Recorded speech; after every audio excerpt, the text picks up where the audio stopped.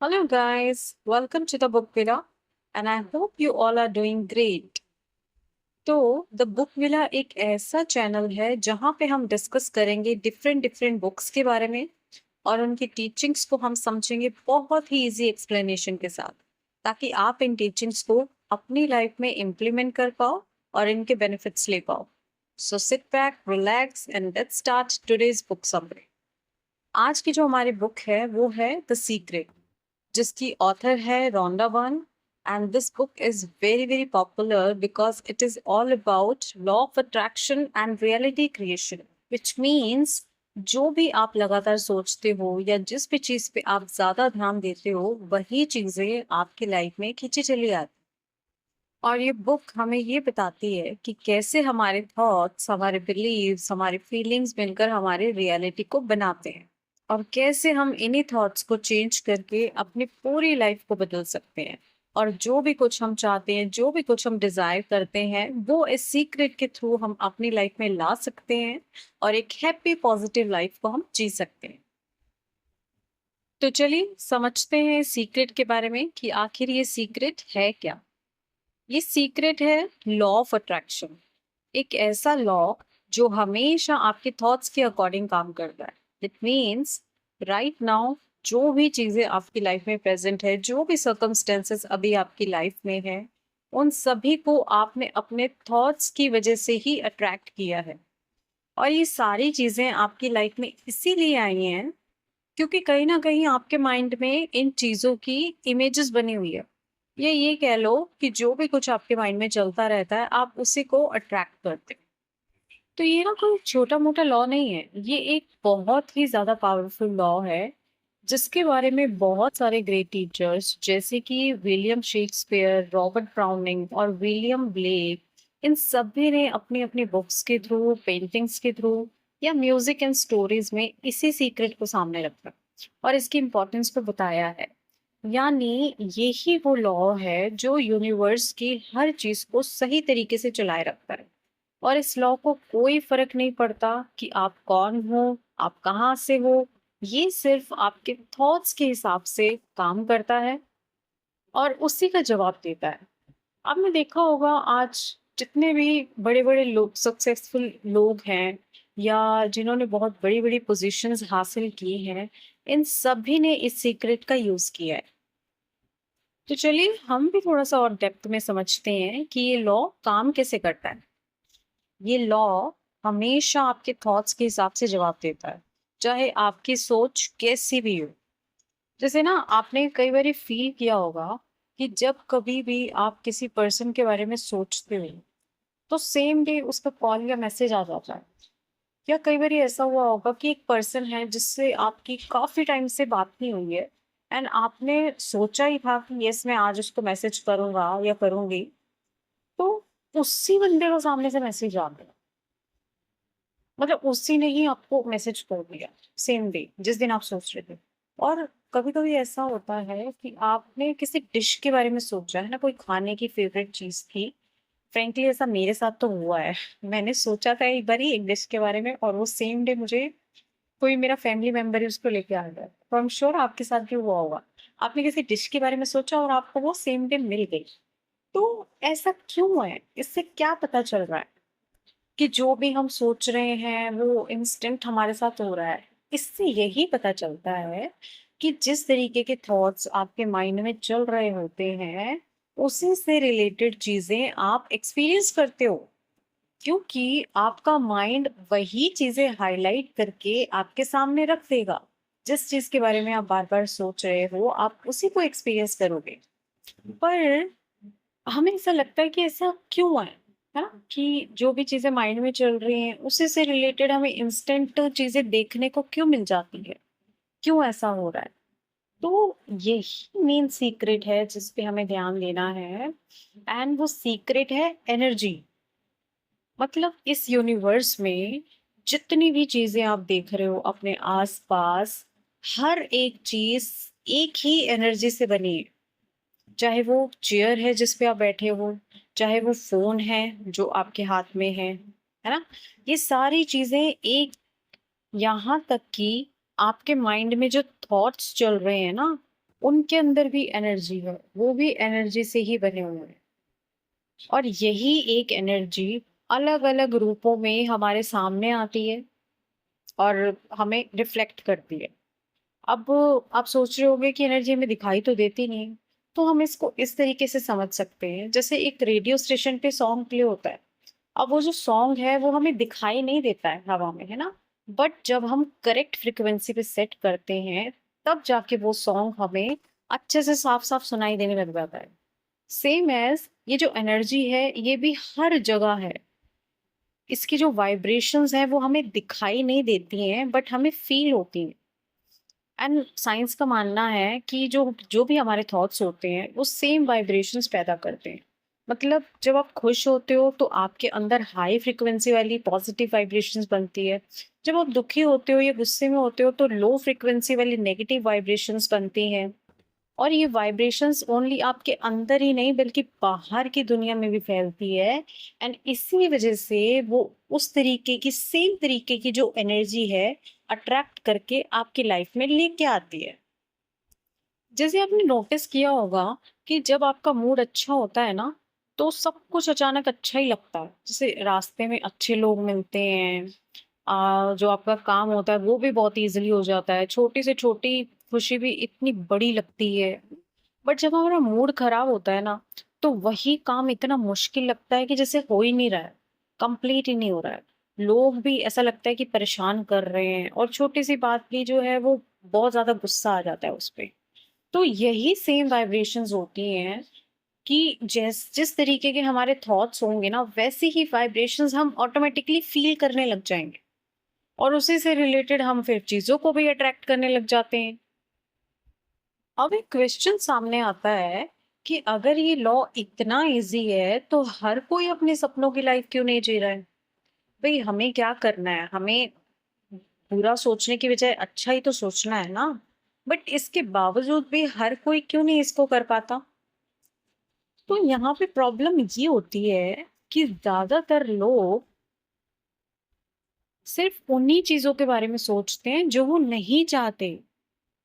मतलब आप consciously positive नहीं सोचते लेकिन अनकॉन्शियसली नेगेटिव जरूर इमेजिन करते रहते हो।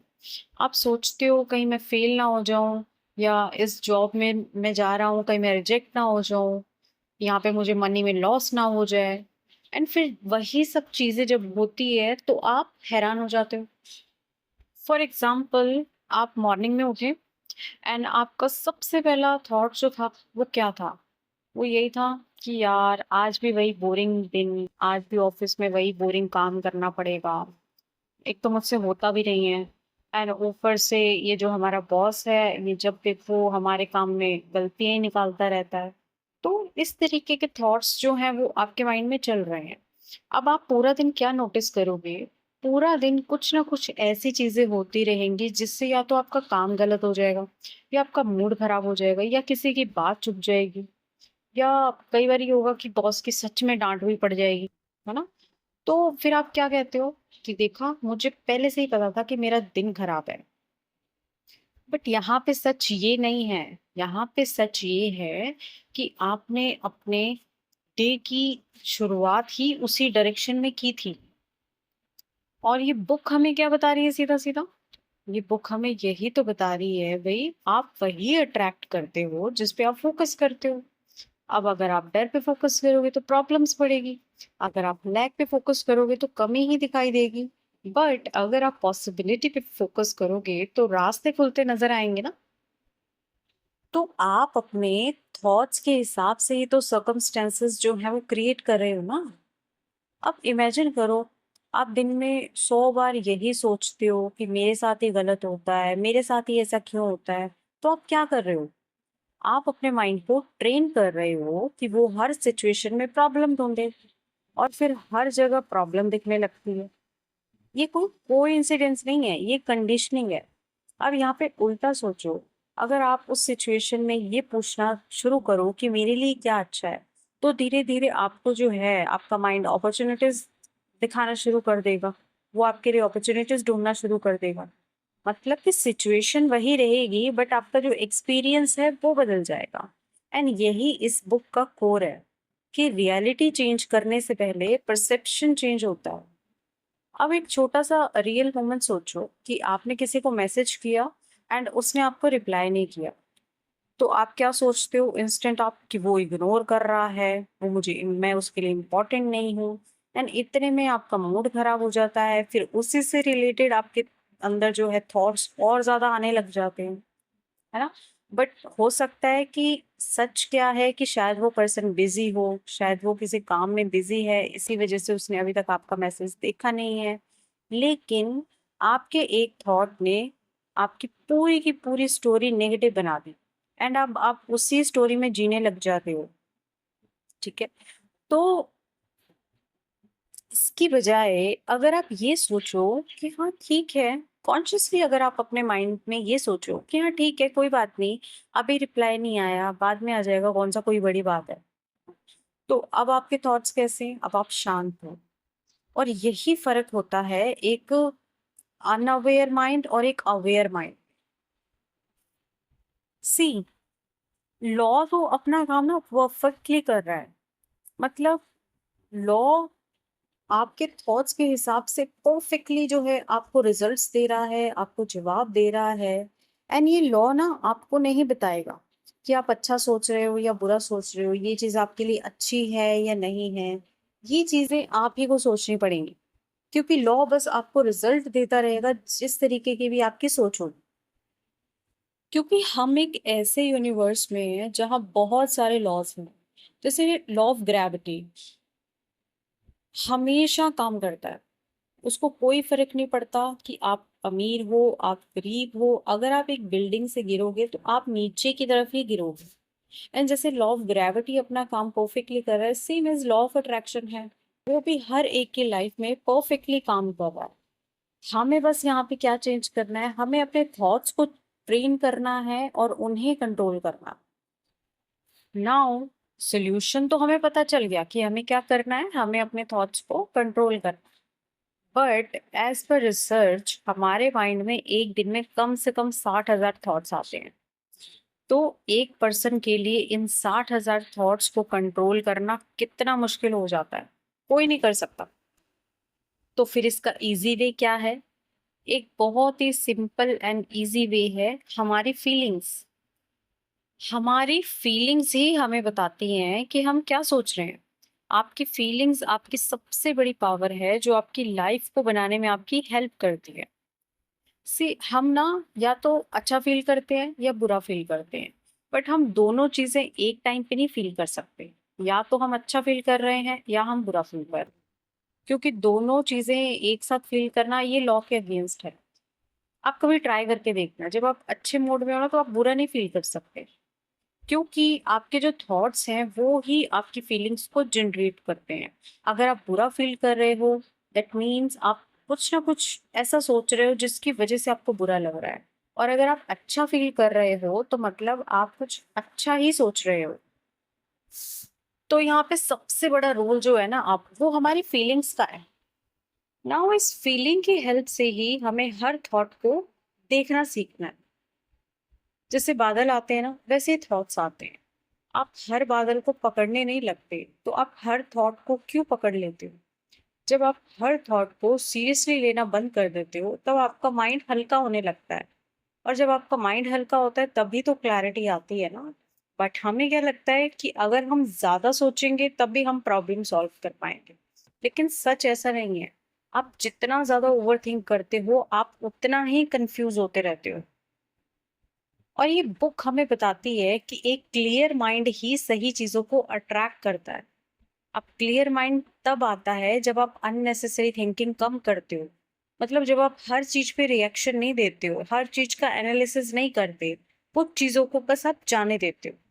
अब आप नोटिस करोगे जैसे-जैसे आप अपने थॉट्स को ऑब्जर्व करना सीखते हो, वैसे-वैसे आप उन्हें कंट्रोल करना भी सीखते हो। और जैसे-जैसे आप अपने थॉट्स के मास्टर बनते हो, देन आपकी लाइफ रैंडम नहीं लगती है। आपको साफ-साफ दिखाई देने लगता है कि क्या आ रहा है और क्यों आ रहा है। और यहीं से आप अपने थॉट्स को और अपनी लाइफ को कंट्रोल करना शुरू कर देते हो। ओके, सो आप समझते हैं कि इस लॉ को हमें अपने फेवर में किस तरीके से यूज करना है। मतलब थॉट्स को कैसे कंट्रोल करना है वो चीज़ें हम धीरे-धीरे सीख जाएँगे, है ना? पॉज़िटिव, नेगेटिव ये चीज़ें हम सीख जाएँगे। बट अगर इस लॉ को अगर हमें कॉन्शियसली यूज़ करना है अपने डिज़ायर्स को मैनिफेस्ट करने के लिए, तो हमें इसको अपनी लाइफ़ में कैसे अप्लाई करना है? तो इसके 3 स्टेप्स हैं एंड पहला स्टेप है माँगना, आस्क। ना माँगने का मतलब ये नहीं है कि अब हम यूनिवर्स के सामने जाके बोलने लग जाएँ कि यूनिवर्स मुझे ये दे दो, मुझे वो दे दो। क्योंकि अगर हम ऐसा कर रहे हैं तो हम हमारे थॉट्स कैसे हैं? हमारे थॉट्स हैं नीडी। तो हम किस तरीके की चीज़ों को अट्रैक्ट करेंगे? वही सेम नीडी सर्कमस्टेंसेस। माँगना मतलब अपनी इंटेंशन जताना कि आपको क्या चाहिए और आपकी इंटेंशन एग्ज़ैक्टली क्लियर होनी चाहिए कि आपको क्या चाहिए। अगर आपकी इंटेंशन क्लियर नहीं होगी ना, तो लॉ परफेक्टली काम नहीं करेगा। आप मिक्स्ड इंटेंशन सेंड करोगे तो लॉ परफेक्ट रिजल्ट्स आपको नहीं देगा। फॉर एग्जाम्पल, अगर आपको कार चाहिए, तो क्लियर होना चाहिए कि आपको कौन-सी कार चाहिए। ये नहीं कि आज आपने बीएमडब्ल्यू की इंटेंशन दे दी और नेक्स्ट डे आपने अपने बजट को देखा और खुद ही फिर से डिसाइड कर लिया कि नहीं ये तो पॉसिबल नहीं है। तो एक काम करते हैं थोड़ी सस्ती सी बजट के अंदर जो मिल जाए उस वाली कार की हम एक इंटेंशन दे देते हैं। अब यहाँ पे आप क्या कर रहे हो? आप मिक्स्ड इंटेंशन भेज रहे हो। तो इसमें से ना ये पूरा होना है, ना वो पूरा होना है। कुछ भी आपको रिज़ल्ट नहीं मिलेंगे। इट्स लाइक जैसे हम रेस्टोरेंट में जाते हैं ना, तो वहाँ पे जब हम एक बार ऑर्डर कर देते हैं ना, तो बार-बार उस ऑर्डर को चेंज नहीं करते। हम पहले ही अच्छे से डिसाइड कर लेते हैं कि हमें क्या खाना है और उसी का हम ऑर्डर देते हैं। सेम एज़ आपको अपनी इंटेंशन एक बार क्लियर सेंड कर देनी है और उसको बार-बार शक की नज़र से नहीं देखना है, बल्कि विश्वास के साथ उसको माँगना है। Now second step is believe, विश्वास करो। बिलीव दैट आप वो चीज़ पहले से ही आपको मिल गई है, जो भी चीज़ का आपने ऑर्डर दिया है। आपको ये जानना है अच्छे से। आपको लॉ को याद रखना है कि लॉ कैसे काम करता है एंड इसीलिए आपको उस चीज़ पे बिलीव करना है। क्योंकि ये बुक हमें यही बताती है कि पहले बिलीव करो, फिर प्रूफ मिलेगा। बट यहाँ पे ज़्यादातर लोग रुक जाते हैं। वो सोचते हैं कि पहले रिज़ल्ट हमें मिलेगा तब जाके हम मानेंगे उसमें। बट ऐसा नहीं है। सोचो जब आप कोई बीज बोते हो, आप बीज बोने के बाद उसमें पानी देते हो, फिर आप वेट करते हो, तब जाके एक प्लांट बनता है। आप डायरेक्टली सीड डालने के बाद ही फल की उम्मीद नहीं करते। तो सेम एज़ ये बुक हमें यही बताती है कि जो प्रोसेस है ना, उस पे आपको बिलीफ रखना है। क्योंकि आपका हर थॉट, हर बिलीफ धीरे-धीरे शेप ले रहा है एंड जब वो रेडी होता है ना, तब अचानक से आपको रिज़ल्ट दिखाई देता है। एक एग्जाम्पल लेते हैं यहाँ पे, जब आप रेस्टोरेंट में फूड ऑर्डर करते हो, है ना? फूड ऑर्डर के बाद आप श्योर होते हो कि खाना आएगा ही आएगा। आप डाउटफुल नहीं होते हो, राइट?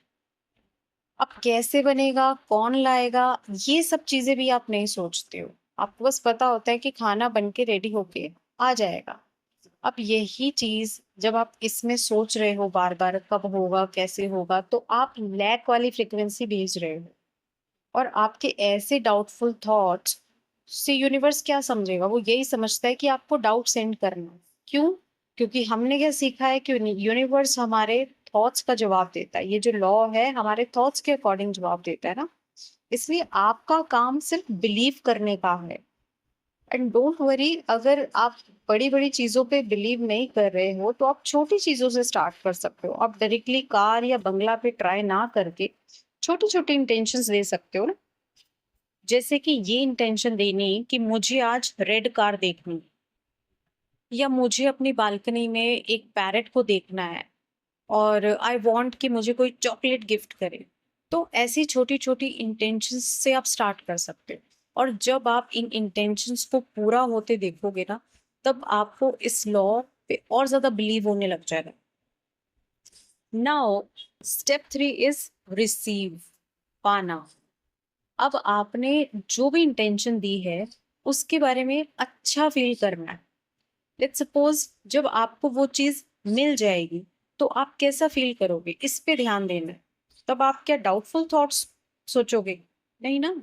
तब आप एक साइलेंट नोइंग में होगे कि येस ये मेरे पास है, ये चीज़ मुझे मिल गई है। तो इसी सेम फीलिंग को अब भी जीना है बार बार।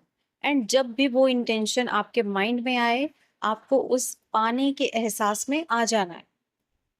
जैसे जब आप बालकनी में पैरट देखोगे तो आपको कैसा फील होगा, क्या करोगे? या जब आपको चॉकलेट गिफ्ट मिल गई तो आप कैसे फील करोगे?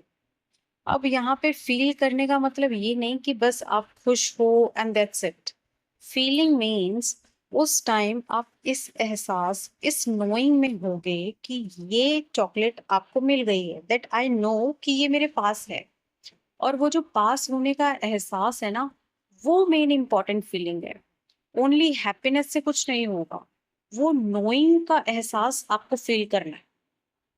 एंड इस पाने के एहसास से ही ना आप देखोगे कि आपको फील होने लग जाएगा कि यस, ये चीज जो है मेरे पास आ गई है। ओके, सो ये थे वो 3 स्टेप्स जिसको आपको फॉलो करना है जब भी आप कोई चीज, कोई डिजायर कॉन्शियसली मैनिफेस्ट कर रहे हो। अब एक क्वेश्चन जो मोस्टली लोगों के माइंड में आता है कि ठीक है, इंटेंशन तो हमने दे दी है, बट अब डिजायर को फुलफिल होने में टाइम कितना लगेगा? 30 मिनट्स में हो जाएगी, 3 डेज में होगी, या 30 डेज लगेंगे? मतलब टाइम कितना लगेगा? तो यहाँ पे टाइम जो लगेगा ना, ये आपके और यूनिवर्स के तालमेल पे डिपेंड करता है कि आप किस फ्रिक्वेंसी पे हो। एंड एक्चुअल में टाइम जैसी कोई चीज नहीं होती है। जैसे कि क्वांटम फिजिक्स और अल्बर्ट आइंस्टाइन ने भी बताया है कि सब कुछ एक ही टाइम पे हो रहा है, और वो टाइम है राइट नाउ, प्रेजेंट मोमेंट। सब कुछ इस प्रेजेंट मोमेंट में ऑलरेडी अवेलेबल है, जो कुछ भी आप डिजायर करते हैं। जब भी आपको किसी चीज को पाने में देरी होती है, तो इसका मतलब है कि आप ही उस चीज पे बिलीव नहीं कर रहे हो, या आप कम बिलीव कर रहे हो। आप एक बार अपनी लाइफ में चेक करो, जो भी चीजें आपके पास हैं वो इसीलिए हैं क्योंकि आपका बिलीफ 100% है। इसलिए नहीं है कि पहले चीजें आई हैं और उसके बाद आप बिलीव करते हो। और जो भी चीज आपके पास नहीं है, कहीं ना कहीं आप उस पर बिलीव नहीं करते। ये चीज आपके लाइफ के किसी भी एरिया में हो सकती है, जैसे आपके पर्सनल रिलेशनशिप्स हो गए, हेल्थ हो गया, या करियर। आप अपनी ही फ्रीक्वेंसी के हिसाब से सब कुछ पाते हो। यूनिवर्स का अपना कोई साइज या टाइम नहीं है। 1 रुपीज चाहिए या 1 करोड़ रुपीज चाहिए, दोनों बिल्कुल एक ही जैसे हैं, दोनों का एक ही प्रोसेस है। कुछ चीजें जल्दी मिल जाती हैं और कुछ चीजें टाइम लगाती हैं। तो इसमें डिफरेंस यही होता है कि छोटी चीजों पे आप जल्दी बिलीव कर लेते हो, तो इसलिए आप उनको जल्दी पा लेते हो। और बड़ी चीजों पे आप इजीली बिलीव नहीं कर पाते। बट डोंट वरी, आप छोटी छोटी चीजों पे बिलीव करना स्टार्ट कर सकते हो। छोटी छोटी चीजों से आप अपनी लाइफ में इसको यूज कर सकते हो, अपनी डेली लाइफ में इसको यूज करना है। तो आप पहले डे को प्लान करना शुरू करो कि आज का डे मेरा कैसा होगा। जब आप खुद को ये बताते हो, बताना शुरू करते हो ना कि आज का डे मेरा बेस्ट होने वाला है, तो आप यूनिवर्स को सेम फ्रिक्वेंसी भेज रहे होते हो, और यूनिवर्स उसी का रिस्पॉन्ड करेगा। आपको खुद आगे होके यूनिवर्स को ऑर्डर देना है, ना कि उसके ऊपर डिपेंड होना है। मीन्स अब आप अपनी लाइफ को अपनी मर्जी से बना रहे हो, और ये एक पावरफुल वे है डेली लॉ को यूज करने का। नाउ बहुत सारे लोग ना अपने करंट के जो भी सर्कमस्टेंसेस है ना, उसमें फंस के रह जाते हैं। यहाँ पे आपको ये समझना है कि आपकी आज की जो भी रियलिटी है वो सिर्फ आपके जो पास्ट थॉट्स थे उसका एक रिफ्लेक्शन है, उसकी वजह से आपने अट्रैक्ट किया है ना। बट अभी आप सीक्रेट को समझ रहे हो, अगर अभी आप इसको थोड़ा थोड़ा डेली बेसिस पे यूज करना स्टार्ट करोगे, तो आपको चेंजेस ऑटोमेटिकली दिखाई देंगे। एंड अगर आप अपने सर्कमस्टेंसेस को चेंज करना चाहते हो, तो सबसे पहले आपको अपनी सोच को बदलना होगा, जिसके लिए आप कुछ पावरफुल टूल्स का यूज कर सकते हो अपनी लाइफ में। जैसे कि ग्रैटिट्यूड। ग्रैटिट्यूड एक बहुत ही ज्यादा पावरफुल प्रोसेस है, जिसके जरिए हम अपनी लाइफ में बहुत सारी चीजें ला सकते हैं। क्योंकि हम जिस भी चीज के लिए ग्रेटफुल होते हैं, वही हमें और ज्यादा मिलती है। इसलिए आज जो कुछ भी आपके पास है, छोटी से छोटी या बड़ी से बड़ी चीजें, सबके लिए आप ग्रेटफुल होना शुरू करो। चाहे वो आपकी हेल्थ है, आपकी बॉडी के लिए, आपके सर पे एक छत है, आप रोज आपको रोज खाना मिल रहा है, आपकी फैमिली के लिए, इन सब छोटी-छोटी चीज़ों के लिए आप ग्रेटफुल होना शुरू करो। क्योंकि जब आप ग्रेटफुल होते हो, तो देन आपके थॉट्स कैसे हैं? थॉट्स भी आपके ग्रेटफुल हैं एंड यूनिवर्स सेम थॉट्स का आपको रिस्पॉन्ड करता है एंड ऐसे और ज़्यादा सर्कमस्टेंसेस आपकी लाइफ में क्रिएट होते हैं, जिनके लिए आप ऑटोमेटिकली ग्रेटफुल होना शुरू हो जाते हो। एंड दूसरा टूल यहाँ पे आप यूज़ कर सकते हो विजुअलाइजेशन। ये ना बहुत ही ज़्यादा पावरफुल वे है, क्योंकि जब भी आप किसी भी चीज़ की इमेज अपने माइंड में देख रहे होते हो और उस इमेज की रियलिटी को फील करते हो, तो आप एक स्ट्रॉन्ग एनर्जी यूनिवर्स में भेज रहे होते हो और यूनिवर्स आपको सेम एनर्जी जो है रिटर्न करता है रियलिटी के फॉर्म में। एंड विजुअलाइजेशन ना इतना पावरफुल इसीलिए भी है क्योंकि एक साइंटिफिक रिसर्च के अकॉर्डिंग ये सामने आया था कि आपका माइंड ना इमेजिनेशन और रियलिटी दोनों में डिफरेंस ही नहीं समझता है, उसके लिए दोनों सेम है। इसलिए जब आप अपने डिजायर्स को अपने माइंड में पूरा होते देखते हो ना, उनकी इमेजेस को देखते हो, उसको फ़ील करना शुरू करो। फ़ील करो अपने उस न्यू कार के स्टीयरिंग को, फ़ील करो अपनी जॉब को, फ़ील करो वहाँ के स्टाफ को, फ़ील करो अपने उस डिज़ायर्ड हाउस को, उसकी रियलिटी को, सोफ़े को, उस घर में अपने आप को चलने को, इन सारी चीज़ों को आप फ़ील करो। क्योंकि आपकी फ़ीलिंग ही अट्रैक्शन को पैदा करती हैं। ओनली इमेजेस देखने से कुछ भी नहीं होगा। उसकी रियलिटी को फ़ील करना ज़रूरी है। क्योंकि विजुअलाइजेशन ना एक आर्ट है। आपने देखा होगा जितने भी लोगों की आज की डेट में जैसे मैजिकल लाइफ होती है ना, उनको पता होता है कि ये विजुअलाइजेशन जो है वो करना है। ये उनके लिए ना एक हैबिट बन चुकी होती है। वो अपनी लाइफ में डेली इसको यूज करते हैं। वो एक या दो बार नहीं यूज करते, वो बार बार यूज करते हैं क्योंकि उन्हें पता होता है इसकी पावर के बारे में। तो सेम एज आप भी इस विजुअलाइजेशन पावर को बढ़ा सकते हो, अपनी लाइफ में यूज कर सकते हो एंड इसकी पावर को आप इंक्रीज कर सकते हो विजन बोर्ड की हेल्प से। जैसे आप एक विजन बोर्ड बनाओ एंड जितने भी आपके डिजायर्स है ना, उनकी इमेजेस वहां पे आप अपलोड कर दो एंड एक ऐसी जगह पे उस बोर्ड को आप रखो जहां से आप डेली उसको देख पा रहे हो। रोज अपने डिजायर्स की इमेजेस को आप देखो, उन्हें रियल फील करो दैट आप उस घर में रह रहे हो, आप वो कार को ऑलरेडी ड्राइव कर रहे हो। इस तरीके से उन्हें जब आप रोज रोज फील करते हो ना, तो आपकी एक तो जो मसल्स है माइंड की वो शार्प होती हैं एंड आपकी मेमोरी में क्या जा रहा है कि ये चीजें आप ऑलरेडी जी रहे हो राइट नाउ, और उसी से आपकी जो रियलिटी है वो भी धीरे धीरे बदलना स्टार्ट हो जाती है क्योंकि आप उन चीजों को अपने माइंड में जी रहे हो। पहले माइंड में जी रहे हो, देन जो है आप एक्सपीरियंस करोगे उन्हें अपनी फिजिकल रियलिटी में। एंड ऐसे ही इन टूल्स की वजह से आप जो है अपनी लाइफ में इस लॉ को डेली बेसिस पे यूज कर सकते हो। आपको बस एक चीज ध्यान रखनी है, जो भी आप चाहते हो ना, आपको उसके ऑपोजिट नहीं सोचना है। मतलब जो भी आपकी इच्छा है उसके खिलाफ कोई भी थॉट्स आपके माइंड में नहीं आने चाहिए। आपको बस हमेशा उसकी फुलफिलमेंट पे ध्यान देना है, उसकी रियलिटी को पूरा होते हुए देखना। ओके, तो ये थी हमारी आज की बुक समरी। आई होप आपको समझ में आए होंगे कुछ पॉइंट्स, है ना। एंड आप मुझे कमेंट में ज़रूर बताना अगर कोई भी ऐसे मेजर पॉइंट्स आपको समझ में आए, क्लैरिटी मिली है एंड क्या क्या चीज़ें आप डिज़ायर करते हो एंड किस तरीके से आप इस लॉ को अप्लाई करने वाले हो, मुझे ज़रूर बताना। वीडियो को लाइक करना एंड सब्सक्राइब कर लेना अगर आप और भी ऐसे बुक समरीज चाहते हो।